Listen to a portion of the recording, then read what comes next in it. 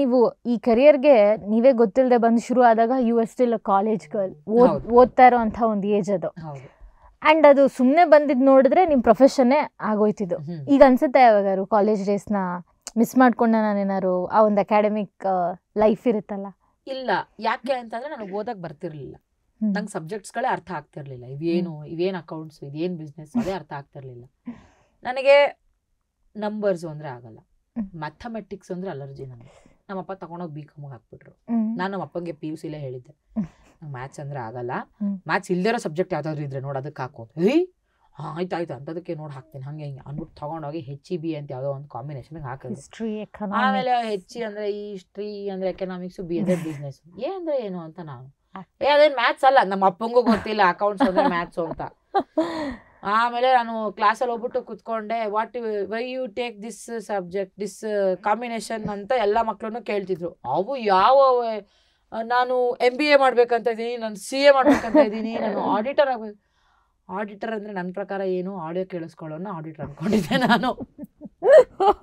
ಆಯಿತಾ, ನಾನು ಆಡಿಟರ್, ನಾನು ಏನು ಯೋಚನೆ ಮಾಡ್ತಿದ್ದೀನಿ ಅಂತಂದರೆ, ಇದ್ರಲ್ಲಿ ನನಗೆ ಪ್ರೊನೌನ್ಸ್ ಮಾಡಕ್ಕೆ ಯಾವ್ದು ಈಸಿ ಆಗುತ್ತೋ ಅದನ್ನ ಹೇಳ್ಬೇಕು ನೆಕ್ಸ್ಟ್ ಅಂತ. ಒಂದು ಇಲ್ಲ, ಅವಮ್ಮ ಒಂದು ಪ್ರಶ್ನೆ ಮೇಲೆ ಪ್ರಶ್ನೆ ಕೇಳೋದು, MBA ಮಾಡ್ಬೇಕು ಅಂದ್ರೆ ಯಾಕೆ MBA ಮಾಡ್ಬೇಕು ಅಂತ ಇದೆಯಾ, ಆಮೇಲೆ ಅವ್ನು ಏನೋ ಕೆರಿಯರ್ ಬಿಲ್ಡ್ ಮಾಡ್ಬೇಕು, ಅದು ಮಾಡ್ಬೇಕು, ಇದು ಮಾಡಿ, ಸವಾಸ ಅಲ್ಲ ಇದು, ನಾನು ಏನೋ ಮಾತಾಡ್ತಾವಲ್ಲ ಇವು ಅಂತ. ನಾನು ನಿಜವಾಗ್ಲೂ ನಂಗೆ ಲಿಟ್ರಲಿ ಆಡಿಟರ್ ಅಂದ್ರೆ ಏನು, ಆಡಿಯೋ ಕೇಳಿಸ್ಕೊಳ್ಳೋನೇ ಆಡಿಟರು ಅಂತ ಹಂಗೆ ಅನ್ಕೊಂಡಿದ್ದೆ. ಆಮೇಲೆ ನನ್ನ ಸರ್ದಿ ಬಂತು, ಮೇಡಮ್ ಬಂದ್ಬಿಟ್ಟು ಕೇಳಿದ್ರು, yes what is your name? Nayana Hanumanthappa Ummachagi ಅಂದೆ. ವಾಟ್ ಅಂದ್ರು. Nayana Hanumanthappa Ummachagi, so big name? Yes madam. Can I call you Nayana? Yes madam ಅಂದೆ. Okay Nayana, what is your ambition? Why did you take HEBA? Cheap and best ಅಂದೆ. ನಕ್ಬಿಟ್ರು madam. Cheap and best Nayana, what are you talking about? ನಾನಂದೆ, first of all I will talk in Kannada. ನನಗೆ ನಾನು ಏನಕ್ಕೆ ಬಂದಿದ್ದೀನಿ ಅಂತಾನೆ ನನಗೆ ಕ್ಲಾರಿಟಿ ಇಲ್ಲ, ಆಯ್ತಾ, ಒಂದು. ಆಮೇಲೆ ಏನು ಸಬ್ಜೆಕ್ಟು ಫುಲ್ ಫಾರ್ಮ್ ಹೇಳು ಅಂತಂದ್ರೂ ನನಗೆ ಗೊತ್ತಿಲ್ಲ. ನಮ್ಮಪ್ಪ ತಗೊಬಂದು ಸೇರಿಸಿದ್ದಾರೆ, ನಾನು ಸೇರ್ಕೊಂಡಿದ್ದೀನಿ. ನನಗೇನೋ ಫಸ್ಟ್ PU 10th ಸ್ಟ್ಯಾಂಡರ್ಡಲ್ಲಿ 63% ಬಂತು. ನಮ್ಮಪ್ಪ ಅಷ್ಟಕ್ಕೆ ಖುಷಿ ಆಗೋದ, ತಗೊಬಂದು ಇಲ್ಲಿಗೆ ಹಾಕ್ತಾರೆ. ಕಾಲೇಜ್ ಹೆಸರು ಆಕ್ಸ್ಫರ್ಡ್ ಅನ್ನೋದನ್ನ ಬಿಟ್ರೆ ನನಗೆ ಏನು ಗೊತ್ತಿಲ್ಲ ಅಂತ ಅಂದೆ ನಾನು. ಆಮೇಲೆ ಅವರು ಓಕೆ ಸರಿ, ಆಮೇಲೆ ಅವ್ರಿಗೆ ಗೊತ್ತಾಯ್ತು ಇವಳು ಪೇರೆಂಟ್ಸ್ ಒತ್ತಾಯದ ಮೇರೆಗೆ ಬಂದು ಕಾಂಬಿನೇಷನ್ ತಗೊಂಡಿದ್ದಾಳೆ ಅಂತ. ಆಮೇಲೆ H ಅಂದರೆ ಹಿಸ್ಟ್ರಿ, E ಅಂದರೆ ಎಕನಾಮಿಕ್ಸ್, B ಅಂದರೆ ಬಿಸ್ನೆಸ್, A ಅಂದರೆ ಅಕೌಂಟ್ಸ್ ಅಂತ. ಇದ್ರಲ್ಲಿ ಜಾಸ್ತಿ ಏನು ಇರಲ್ಲ ನಯನ, ಸಬ್ಟ್ರಾಕ್ಷನ್, ಅಡಿಷನ್, ಮಲ್ಟಿಪ್ಲಿಕೇಶನ್, ಡಿವಿಷನ್ ಅಷ್ಟೇ ಇರುತ್ತೆ, ಇದು ವೆರಿ ಸಿಂಪಲ್ ಅಂತ ಅಂದರು. ಹೌದಾ, ಓಕೆ ಮೇಡಮ್, ಅದಂತೂ ಬರುತ್ತಲ್ವ? ಅದೆಲ್ಲ ಬರುತ್ತೆ ಮೇಡಮ್, ಕೂಡ್ಸೋದು ಕಳೆಯೋದು ಅವೆಲ್ಲ ಏನು ಈಸಿ ಬರುತ್ತೆ. ಹೋಗ್ತಾ ನೋಡ್ತೀನಿ, ಬ್ಯಾಲೆನ್ಸ್ ಶೀಟ್ ಟ್ಯಾಲಿ ಮಾಡೋದಿದೆಯಲ್ಲ, ಟ್ಯಾಲಿ ಮಾಡಬೇಕು ಅಂತಾರೆ. ಆಮೇಲೆ ಇದೆಂಥದ್ದು single entry system, double entry system, ಏನ್ ಗುರು ಇವೆಲ್ಲ ಅಂತ ನಾನು. ಇದೆಲ್ಲ ಕಲಿಬೇಕು, ಬಿಸ್ನೆಸ್ ಯಾವ ಬಿಸ್ನೆಸ್ ಮಾಡಲ್ಲ, ನಂಗೆ ಇಷ್ಟೆಲ್ಲ ಬಿಸ್ನೆಸ್ ಮಾಡಕ್ಕೆ ಅಂತ ನಾನು. ಮೇಡಮ್ ಇಲ್ಲ ನಯನ, ಒಂದು ಯಾವ್ದಾದ್ರು ಒಂದು ಸಮ್ ಕಲಿ, ಒಂದನ್ನು ಪೂರ್ತಿಯಾಗಿ ಕಲಿತ್ರೆ ಸಾಕು, 14 ಮಾರ್ಕ್ಸ್ ಬರುತ್ತೆ. ಕಲಿತಿದ್ದೆ, ಅದೆಲ್ಲ ನೆನಪಲ್ಲಿ ಉಳಿತಿತ್ತು. ಕರೆಕ್ಟಾಗಿ ಎಕ್ಸಾಮ್ ಟೈಮಿಗೆ ಹೋಗಿ ಹಿಂಗೆ ಪೆನ್ ಇಡಬೇಕು, ಮರ್ತೋಗ್ಬಿಡುವೆ ಸಮ್ನ. ಯಾವ್ದೋ ಕಾಂಬಿನೇಷನ್, ಯಾಕೆ ನನಗೆ ಈ ಥರ ಟಾರ್ಚರ್ ಕೊಡ್ತಾ ಇದ್ದಾರೆ. ನಮ್ಮಪ್ಪ BComಲ್ಲೂ ಮತ್ತೆ ಅದೇ ಕರ್ಮಕಾಂಡ ಮಾಡಿದ್ರು. ತೊಗೊಂಡೋಗಿ ನಾನು ಹೇಳ್ದೆ, ನಾನು ಆರ್ಟ್ಸಿಗೆ ಸೇರಿಸು ಅಂತ ಅಂದೆ, ಸೇರಿಸ್ತಿದ್ದೆ. ತೊಗೊಂಡೋಗಿ BComಗೆ ಸೇರಿಸ್ಬಿಟ್ರು. BCom ಆಯ್ತು ಮಾಡ್ತೀನಿ. ಒಂದಂತೂ ಫಿಕ್ಸ್ ಆಗಿದೆ, ಚೆನ್ನಾಗಿ ಓದೋನು ಯಾರನ್ನ ಫ್ರೆಂಡ್ ಮಾಡ್ಕೋಬೇಕು, ಅವ್ರನ್ನ ಕಾಪಿ ಹೊಡೆದು ಪಾಸ್ ಆಗಬೇಕು, ಅಷ್ಟೇ ನನ್ನ ಗುರಿ ಅಂತ ಇದ್ದಿದ್ದು. ಫಸ್ಟ್ ವರ್ಷ ಹೋದೆ, ನನಗೆ NCCಲಿ ಸ್ವಲ್ಪ ಕ್ರೇಜ್ ಇತ್ತು, NCCಗೆ ಸೇರ್ಕೋಬೇಕು ಅದು ಇದು ಅಂತೆಲ್ಲ ಕ್ರೇಜ್ ಇತ್ತು. ಸೊ ಫಸ್ಟ್ ಇಯರ್ ಹೋದೆ. ಆಮೇಲೆ ಕ್ಲಾಸ್ಗೆ ಯಾರೋ ಬಂದ್ಬಿಟ್ಟು, NCC ಮೇಡಮ್ ಯಾರಿಗಾದ್ರೂ NCC ಸೇರ್ಕೊಳ್ಳೋ ಇಂಟ್ರೆಸ್ಟ್ ಇದೆಯಾ? ನಾನು ನನಗೆ ಎಸ್ಕೇಪ್ ಆಗಕ್ಕೆ ಒಂದು ಚಾನ್ಸ್ ಇತ್ತು, ಇಲ್ಲಿಂದ ಉಸಿರಾಡ್ಬೋದು ನಾನು ಅಂತ. ಮೇಡಮ್ ಮತ್ತೆ ಕೈ ಎತ್ತಿದೆ. Yes you want to join? Yes madam. Previous ಆಗಿ NCC ಜಾಯ್ನ್ ಆಗಿದ್ದೆ? ಹ್ಞೂ ಮೇಡಮ್, ಏರ್ಫೋರ್ಸಲ್ಲಿ ನಮ್ಮ ಸ್ಕೂಲಲ್ಲಿ ಇದ್ದಾಗ ಏರ್ಫೋರ್ಸ್ ನೇವಿ ಅದರ ಜಾಯ್ನ್ ಆಗಿದ್ದೆ ಮೇಡಮ್. ಇಲ್ಲಿ ಆರ್ಮಿ ಇದೆ, ನಿಮ್ಗೆ ಓಕೆನಾ ಅಂದ್ರೆ okay madam, anything is okay ಅಂತ ಹಂಗೆ. ಅಪ್ಪ ಆಮೇಲೆ NCC ಕ್ಯಾಂಪ್ ಮಾಡಬೇಕು. ಅವಾಗೇನು ಹುಚ್ಚು ಬಂತು ನನಗೆ, ಎಲ್ಲರೂ RDC ಅಂತ ಹೇಳೋರು. RDC ಗೊತ್ತಾ ನಿಂಗೆ? RDC ಹಂಗೆ, RDC ಹಿಂಗೆ ಅಂತೆಲ್ಲ ಹೇಳೋ. ಹೌದಾ ಸರಿ ಓಕೆ, ಅದೇನು ನೋಡೇ ಬಿಡೋಣ ಅಂತೇಳಿ. ಬಟ್ ಬಿಕಾಸ್ ಏರ್ಫೋರ್ಸಲ್ಲಿ ನನಗೆ ಎಕ್ಸ್ಪೀರಿಯನ್ಸ್ ಇದ್ದಿದ್ದರಿಂದ ನೋಡೋಣ ಅದೊಂದು ಎಕ್ಸ್ಪೀರಿಯನ್ಸ್ ಹೇಗಿರುತ್ತೆ ಅಂತೇಳಿ. ಬಟ್ ಅದು ಕಷ್ಟನೇ, ಅದು ಏನು ಈಸಿ ಇರಲಿಲ್ಲ. ಕ್ಯಾಂಪಿಗೆ ಹೋಗು, ಅಲ್ಲಿ ಓಡು ಇಲ್ಲಿ ಓಡು, ಬಿದ್ದು ಎದ್ದು ಎಲ್ಲ ಮಾಡಬೇಕು, ಡ್ರಿಲ್ ಮಾಡು, ಅದು ಮಾಡಿ ಇದು ಮಾಡು. ಅಯ್ಯೋ ದೇವ್ರೇ, ನನಗೆ ಓದೋಕ್ಕೂ ಬರಲ್ಲ, ಇಷ್ಟೆಲ್ಲ ಕಷ್ಟಪಡೋಕ್ಕೂ ಬರಲ್ಲ, ಭಗವಂತ ಯಾಕೆ ನನಗೆ ನಿಂಗೆ ಸಾಯಿಸ್ತಾ ಇದೆಯಾ ಅನ್ನಂಗೆ. ಫೈನಲಿ ಹೆಂಗೋ ನನ್ನ ಕಲ್ಚರಲ್ಸಲ್ಲಿ ಇದ್ದಿದ್ರಿಂದ ಹಂಗೋ ಹಿಂಗೋ ಮಾಡಿ RDCನ ಮುಗಿಸ್ಕೊಂಡು ಬಂದೆ. 1 ವರ್ಷ ಮುಗಿಸ್ದೆ BComನ. ಆಮೇಲೆ ಎಲ್ಲರೂ ಕಾಪಿ ಹೊಡೆದು ಹಂಗೆ ಹೆಂಗೋ ಮಾಡಿ ಬರೆಸಿ ಪಾಸ್ ಮಾಡಿಸಿದ್ರು. 2ನೇ ವರ್ಷ ಏನು ಮಾಡೋದು, ಎಸ್ಕೇಪ್ ಆಗಕ್ಕೆ ಏನೂ ಇಲ್ಲ. ಈಗ ಎಂಚ್ತೀನಿ ಏನಾದ್ರು ದಬಾಕಣ ಅನ್ನೋದಕ್ಕೆ ಅದ್ರಲ್ಲಿ ಆಡಿಷನ್ ಮಾಡ್ಬಿಟ್ಟಿದ್ದೀನಿ. ನೆಕ್ಸ್ಟ್ ಏನು ಮಾಡೋಣ, ಆ ಟೈಮಲ್ಲಿ ಕಾಮಿಡಿ ಕಿಲಾಡಿಗಳು ಆಡಿಷನ್ ಎಲ್ಲ ಕಡೆ ಇದು ಸ್ಟ್ಯಾಂಡೀಸ್ ಎಲ್ಲ ಹಾಕಿ ನಿಲ್ಸಿದ್ರು. ಆವಾಗ 2ನೇ ವರ್ಷಕ್ಕೆ ಎಸ್ಕೇಪ್ ಆಗಬೇಕು ನಾನು ಅನ್ನೋ ಕಾರಣಕ್ಕೆ ನನಗೆ ಆಡಿಷನ್ ಕೊಡೋ ಮನ್ಸು ಇಲ್ಲದೆ ಇದ್ರೂ, ಕಾನ್ಫಿಡೆನ್ಸ್ ಇಲ್ಲದೆ ಇದ್ರೂ ಹೋದೆ. ಯಾಕೆ ಅಂತಂದ್ರೆ ಸಮ್ ಹ್ಯಾವ್ ಟು ಎಸ್ಕೇಪ್ ಅನ್ನೋ ಥರ. ಸರಿ, okay, that was escape for me, comedy ಕಿಲಾಡಿಗಳು ಹೋದೆ. ಬಟ್ ಅದು ನನಗೆ ಹಿಂಗೆ ಟರ್ನಿಂಗ್ ತಗೊಳತ್ತೆ ನನ್ನ ಲೈಫಲ್ಲಿ ಅಂತ ನಾನು ಎಕ್ಸ್ಪೆಕ್ಟ್ ಮಾಡಿರಲಿಲ್ಲ. ದಿಸ್ ಇಸ್ ಮೈ ಅಕಾಡೆಮಿಕ್ಸ್ ಅಷ್ಟೇ. ಅಲಗ್ ಬುಲಕಲ್ಲಿ ಓದಿದ್ದೀನಿ ನಾನು. ಅಂದ್ರೆ ಏನಂತಾರೆ, ಕಾಮಿಡಿ ಕಿಲಾಡಿಗಳು ನಿಮ್ಗೆ ಗೊತ್ತಿಲ್ಲದೆ ಒಂದ್ ಶಕ್ತಿ ತರ ಬಂದು ಅನ್ನೋ ತರ ಬಂತು. ಬಟ್ ನನ್ಗೆ ಯಾವತ್ತೂ ಗೊತ್ತಿರಲಿಲ್ಲ this would make me so happy, ನಾನು ಇಷ್ಟು ಖುಷಿಯಾಗಿ ಇಟ್ಕೋಬಹುದು ಅಥವಾ ಈ ಕೆಲಸ ನನ್ಗೆ ಖುಷಿ ಕೊಡ್ಬೋದು ನಾನು ಯಾವತ್ತೂ ಅನ್ಕೊಂಡಿರ್ಲಿಲ್ಲ. ಬಿಕಾಸ್ ನನ್ನ ಪ್ರಕಾರ ಆಕ್ಟಿಂಗು ಕೂಡ ಕಷ್ಟನೇ ಅಂತ ನಾನು ಬದುಕ್ತಿದ್ದೆ. ಅದನ್ನೇ ಹಂಗ ಅರ್ಥ ಮಾಡ್ಕೊಂಡಿದ್ದೆ ನಾನು. ಸೊ ಹಂಗಾಗಿ ಇದೆಲ್ಲೋ ಒಂದ್ ಕಡೆ ಇರೋದ್ರಲ್ಲಿ ನಾನ್ ಮಾಡ್ತಾ ಇರೋ ಕೆಲಸ ಒಂದ್ ಕಂಫರ್ಟಬಲ್ ಆಗಿದ್ಯಪ್ಪ ಅಂತ ಅನ್ಸಿ ನಾನು ಅದಕ್ಕೆ ಫಿಕ್ಸ್ ಆಗೋಗ್ಬಿಟ್ಟೆ. ಓಕೆ, ನೆಕ್ಸ್ಟ್ ಏನೇ ಮಾಡಿದ್ರು, ಏನೇ ದಬಾಕದಿದ್ರು, ಸಾಧನೆ ಅಂಚು ಅಂತ ಏನಾದ್ರು ಒಂದಿದ್ರು ಇದ್ರಲ್ಲೇ ದಬಾಕೋಣ ನಾವು ಅಂತ ಅಂದ್ಬಿಟ್ಟು ಆಮೇಲೆ ಫಿಕ್ಸ್ ಆಗೋದೆ ನಾನು. ಆ ಒಂದು ಆಡಿಷನ್ ಕೊಡಕ್ಕೆ ಹೋಗೋಣ ಅಂತ ಹೋಗಿ ಬಂದು ಈಗ ಸ್ಟೇಜ್ ಮೇಲೆ ಫಸ್ಟ್ ಸ್ಕಿಟ್ ಪರ್ಫಾರ್ಮ್ ಮಾಡ್ತೀರಾ ಆ್ಯಂಡ್ ಇವತ್ತುವರೆಗೂ ಪರ್ಫಾರ್ಮ್ ಮಾಡ್ತಾನೆ ಬಂದಿದ್ದೀರಾ.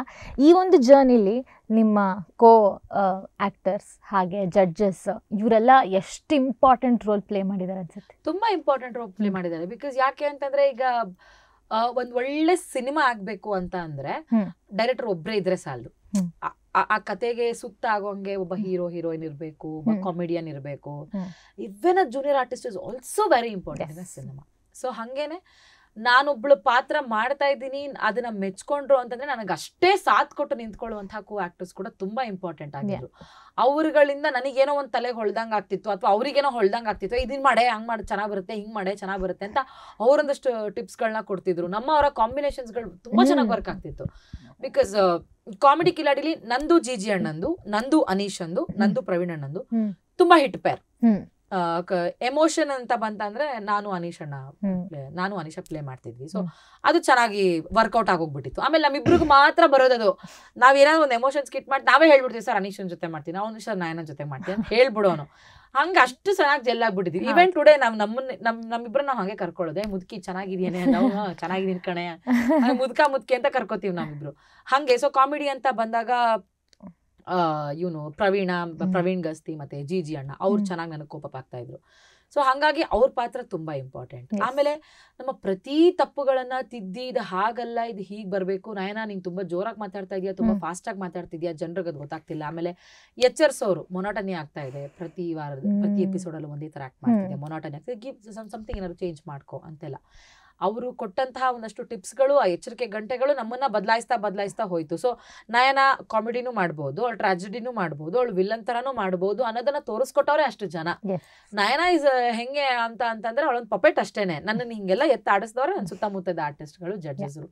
ನನ್ನನ್ನು ಯಾರೆಲ್ಲ ನನ್ನ ಜೊತೆ ಕುತ್ಕೊಂಡು ಆಕ್ಟ್ ಮಾಡಿದ್ರು ಅವರೇ ನನ್ನನ್ನು ಆಡಿಸಿದವರು. ಅವರು ಹೆಂಗ್ ಆಕ್ಟ್ ಮಾಡಿದ್ರು ಅದಕ್ಕೆ ತಕ್ಕಂಗೆ ನಾನು ಅವ್ರಿಗೆ ಜೆಲ್ ಆಗ್ತಾ ಹೋದೆ ಅಷ್ಟೇನೆ.